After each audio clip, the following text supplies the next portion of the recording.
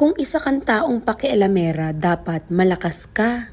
Hindi yung isang post ko lang, nanghihina ka na.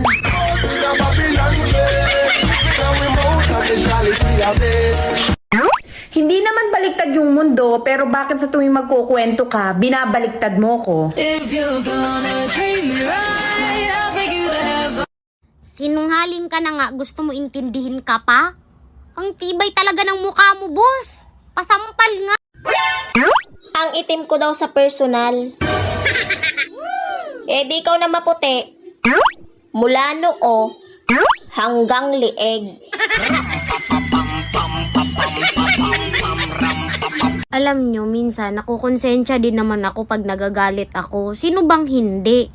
Kaya gusto kong baguhin yung mindset ko na ganon. Susubukan kong hindi na makonsensya. Sino ka ba? Alam mo, minsan, napapatitig ako sa'yo. Ay wow, talaga ba? Oo, tapos, napapasabi na lang ako ng, ang plastic mo pala talaga.